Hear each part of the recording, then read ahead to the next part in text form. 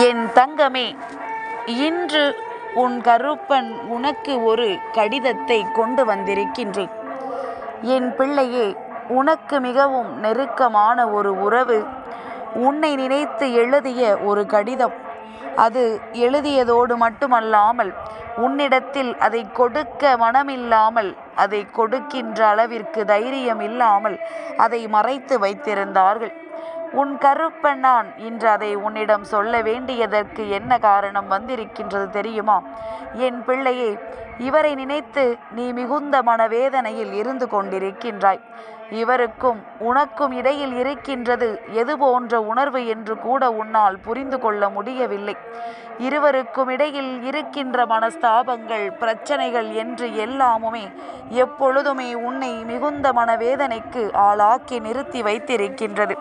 இவர்களின் மனதில் என்ன இருக்கிறது என்பதனை தெரிந்து கொள்ள வேண்டிய ஆர்வம் உனக்கு எப்பொழுதும் இருந்து கொண்டிருக்கின்றது. ஆனால் நேரடியாக பேச ஆரம்பித்தாலே அங்கே சண்டைகளும் சச்சரவுகளும் தான் அதிகமாக வந்து கொண்டிருக்கின்றது. சண்டைகளும் சச்சரவுகளும் இல்லாத நேரம் என்று ஒரு நொடி கூட இந்த வாழ்க்கையில் உனக்கு இல்லாமல் போய்விட்டது. இந்த வாழ்க்கை இப்படியே சென்று கொண்டிருக்கிறது என்றால் நம்மால் எப்பொழுது எந்த விஷயத்தை எப்படி பெற முடியும் என்று சொல்லி என் பிள்ளை வேதனைப்பட்டு கொண்டிருக்கின்றாய். நிச்சயமாக என் குழந்தைக்கு இந்த நேரத்தில் இந்த கடிதத்தை கொண்டு வந்து சேர்த்தால் நிச்சயமாக உனக்கு மிக பெரிய தெளிவு கிடைத்துவிடும் என்கின்ற நம்பிக்கையில்தான் இந்த கருப்பன் இதை செய்ய வந்திருக்கின்றேன். என் குழந்தையே, எல்லா நேரங்களிலும் எல்லா விஷயங்களும் இங்கு எல்லோருக்கும் சட்டென்று தெரிந்து விடுவதில்லை. நம் வாழ்க்கையில் நம்மை சுற்றி நடக்கின்ற விஷயங்களை நமக்கு தெரியாத பொழுது மற்ற விஷயங்களை எப்படி நம்மால் தெரிந்து கொள்ள முடியும்? அதனால் இந்த நேரத்தில் உன் வாழ்க்கையில் நடக்கின்ற இந்த பிரச்சனைகளை எல்லாம் கண்டு என் பிள்ளை நீ மனம் தளர்ந்து விடாமல் இந்த வாழ்க்கையில் உனக்கென்று இருக்கின்ற ஒவ்வொரு உண்மைகளையும் நீ தெரிந்து கொள்ள வேண்டும். அவர்கள் உன்மீது உண்மையான அன்பு வைத்தவர்கள். இப்பொழுது ஏதோ ஒரு சூழ்நிலையினால் உன்னிடத்தில் இருந்து அவர்களுக்கு கருத்து வேறுபாடு ஏற்பட்டிருக்கிறது என்பதற்காக அவர்களை நீ சந்தேகித்தது தவறு. ஆனால் அவர்கள் எழுதிய கடிதத்தில் என்ன இருக்கிறது என்று நீ தெரிந்து கொண்டால் மட்டும்தான் நிச்சயமாக உனக்கு நடப்பது என்னவென்று உன்னால் தெரிந்து கொள்ள முடியும். என் குழந்தையே, இந்த வாழ்க்கை உனக்கு எத்தனையோ பிரச்சனைகளை எல்லாம் தந்து கொண்டிருந்தது. எத்தனையோ விஷயங்களை எல்லாம் இந்த வாழ்க்கை உனக்கு கொடுத்து கொண்டிருந்தது.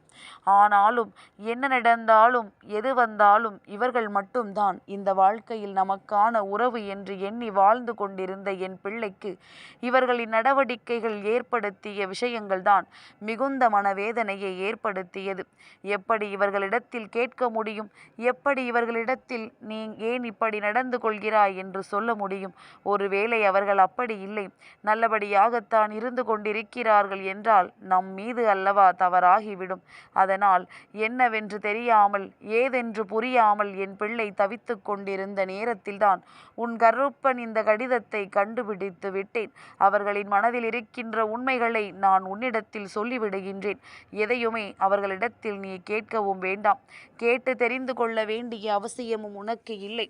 ஏனென்றால் அதில் அவர் தெளிவாக எழுதி வைத்திருக்கின்றார். அவர் மனதில் என்ன இருக்கிறது என்பதனை தெள்ளத் தெளிவாக சொல்லி இருக்கின்றார். அதை நீ இப்பொழுது புரிந்து கொள்ள வேண்டிய நேரம்.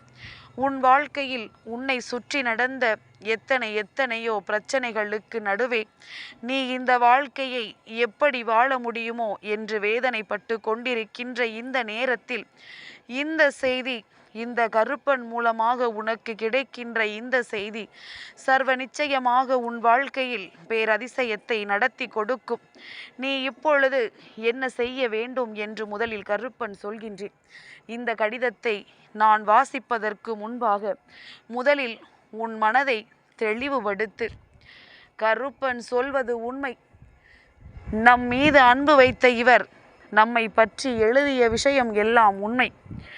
நமக்கு அப்பன் சொல்லும் பொழுது அதை நாம் தெளிவாக கேட்க வேண்டும் என்கின்ற எண்ணத்தை முதலில் உனக்குள் தெளிவாக வைத்து கொண்டு அதன் பிறகு அப்பன் சொல்கின்ற விஷயத்தை என் பிள்ளை நீ கவனமாக கேட்க தொடங்கு. சரி, இந்த நேரம் அந்த கடிதத்தை அப்பன் வாசிக்கின்றேன், கவனமாக கேள். என் அன்பே, நான் உன் மீது எத்தனை அன்பு வைத்திருக்கிறேன் என்று உனக்கு நன்றாக தெரியும். இந்த வாழ்க்கையில் உன்னையன்றி எனக்கு வேறு எதுவுமே பெரிது கிடையாது. ஆனால் சில காலமாக இந்த வாழ்க்கையில் தொடர்ந்து ஏற்படுகின்ற பிரச்சனைகள், மேலும் மேலும் எந்த ஒரு விஷயத்தை செய்தாலும் தொடர்ந்து விழுகின்ற அடிகள் என்று எல்லாமுமே என்னை சந்தோஷமான மனநிலையில் இருந்து மாற்றிவிட்டது. முன்பு போல சர்வசாதாரணமாக என்னால் இருக்க முடியவில்லை. நான் நானாக இருக்க முயற்சி செய்தாலுமே அது என்னால் முடியவில்லை. ஏனோ எனக்கு வேதனைகள் அதிகமாக இருந்து கொண்டிருக்கின்றது. என்னால் அதை உன்னிடத்தில் பகிர்ந்து கொள்ளவும் முடியவில்லை. ஏனென்றால் என்னுடைய கஷ்டம் என்னோடு போகட்டும். நான் உன்னிடத்தில் சொல்லி உன்னை மனவேதனைக்கு ஆளாக்க விரும்பவில்லை. நான் இதை உனக்கு கூட தெரியாமல் தான் எழுதி மறைத்து வைக்கின்றேன். ஏனென்றால் உன்னிடத்தில் சொல்லுவது போலத்தான் இதில் எழுதுகின்றேன். உன்னிடத்தில் சொல்லாமலும் என்னால் இருக்க முடியவில்லை. ஆனால் நிச்சயமாக என் மனது உனக்கு புரியும்.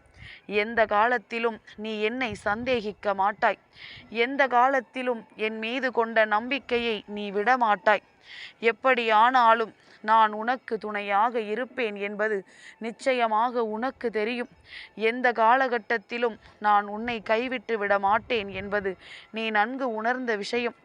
இருந்தாலும் என்னுடைய இந்த போக்கு, அதாவது இந்த நடவடிக்கை நிச்சயமாக உனக்கு வேதனையை கொடுக்கும் என்று என்னால் புரிந்து கொள்ள முடிகின்றது. இன்னும் சில காலம்தான், எல்லாம் சரியாகிவிடும். சரியானவுடன் நான் உன்னிடத்தில் அத்தனையையும் சொல்லி மன்னிப்பு கேட்கின்றேன். முன்பு போல நான் இருப்பேன். இப்பொழுது என்னால் இருக்க முடியவில்லை என்பதுதானே என்னுடைய பிரச்சனையாக இருக்கின்றது. அதனால் இதையெல்லாம் கடந்து இந்த வாழ்க்கையை நாம் வாழ வேண்டும். இந்த பிரச்சனைகள் எல்லாம் நிச்சயமாக சரியாகும். என்னாலான அத்தனை முயற்சிகளையும் நான் செய்து கொண்டிருக்கின்றேன். எந்த அளவிற்கு நம் வாழ்க்கையை நல்லபடியாக நாம் வாழ வேண்டுமோ அந்த அளவிற்கு இந்த வாழ்க்கையை நான் நல்லபடியாக செதுக்குவேன். நாம் ஆசைப்பட்டது போல முழுமையான சந்தோஷமும் இந்த வாழ்க்கையில் நிச்சயமாக நமக்கு கிடைக்கும். நீ அதுவரையிலும் சற்று பொறுத்திருக்க வேண்டும். எக்காரணம் கொண்டும் என்னுடைய இந்த நிலையை கண்டு சந்தேகப்பட்டு விடாதே. ஒரு நாளும் உன் மீது கொண்ட அன்பிலிருந்து நான் ஒரு துளி அளவு கூட பின்வாங்கியது கிடையாது. உன்னை நன்றாக வைத்திருக்க வேண்டும் என்ற எண்ணத்தில் இப்பொழுது எனக்கு பின்தங்கள் வந்துவிட்டதே, அதில் என்னால் எதுவும் செய்ய முடியவில்லையே என்கின்ற வேதனையினால்தான் நான் இப்படி நடந்து கொள்கின்றேனே தவிர வேறு எந்த ஒரு விஷயமும் அல்ல. அதனால் என்னை புரிந்து கொள்கின்ற உனக்கு நிச்சயமாக இதுவும் புரியும். நான் எடுத்துச் சொல்லும் பொழுது நிச்சயமாக உன்னால் புரிந்து கொள்ள முடியும். என் பிள்ளையே, இப்படித்தான் அந்த கடிதத்தில் எழுதியிருந்தது. அதாவது உனக்கு மிகவும் நெருக்கமான ஒருவர் கொண்ட மனவேதனையினால் நிச்சயமாக உன்னோடு நேரடியாக பேச முடியாமல் கடிதத்தில் எழுதி வைத்திருக்கின்றார்.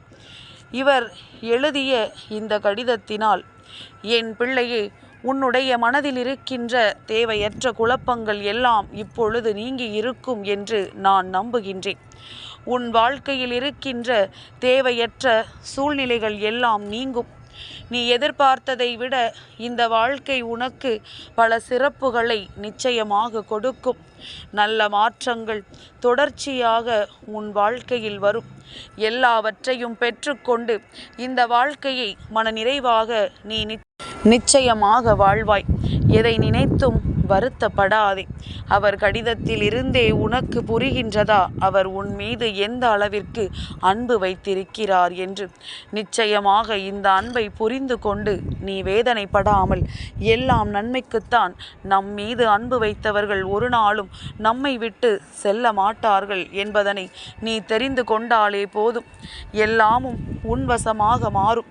எல்லா விஷயங்களும் இந்த வாழ்க்கையில் உனக்கானதாக நிச்சயமாக முழுமையான சந்தோஷத்தை உனக்கு கொடுக்கும் என்பதனை நீ புரிந்து கொண்டாலே போதும். நடப்பது அத்தனையும் என் பிள்ளையே உன் வாழ்க்கைக்கு நிம்மதியான விஷயங்கள்தான் என்பதனை உணரத் தொடங்கு. என் தங்கமே, இந்த கருப்பனின் ஆசீர்வாதங்கள் என்றென்றைக்கும் உனக்கு முழுமையாக கிடைத்து கொண்டே இருக்கும்.